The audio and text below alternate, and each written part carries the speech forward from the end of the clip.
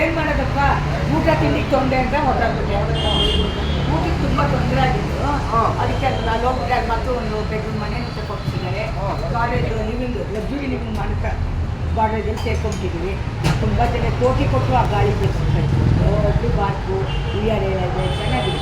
Hotel ಬಾಬಾ ಒಳ್ಳೆ ಜಾಗಕ್ಕೆ ಸೇರಿಸ್ತಾರೆ ಅಷ್ಟೇ. ಏನು ಇವಾಗಲೂ ಅಷ್ಟೇ ಒಂದು ಪವಾರ್ಡಲ್ಲಿ ಕೆಲಸ ಹಾಕಿದೆ. ಅದಕ್ಕೆ ದರ್ಶನ ಮಾಡಿ ಹೋಗೋಣ ಅಂತ. ಅಣ್ಣ ಇವಾಗ ಏನು ಮಾಡ್ತೀನಿ ನಾನು ಗೊತ್ತು ಬರ್ತೀರಾ ಹೋಗ್ಲಾ ಅಣ್ಣ? ಇದು ಹೆಸರು ಗೊತ್ತಾಗಿದೆ.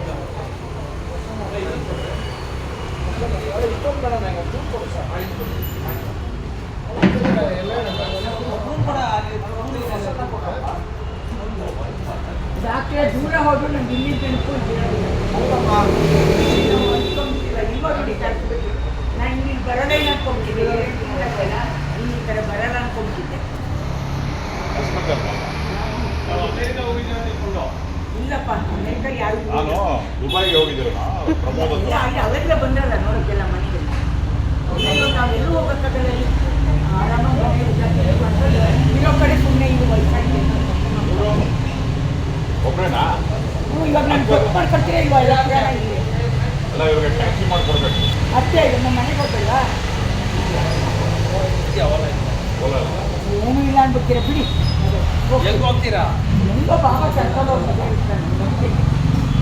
ಅವ್ರಿಗೆಲ್ಲ ನೋಡ್ಕೊತಾರೆ. ನಾವು ಯಾವುದಕ್ಕೂ ವರಿ ಮಾಡೋದು ಬೇಡ. ಅಲ್ಲ ಇವ್ರದ್ದು ಕರೆಕ್ಟ್ ಅಡ್ರೆಸ್ ಗೊತ್ತಿಲ್ಲ. ಎಲ್ಲ ಗೊತ್ತಿದೆ. ಮಾನಸ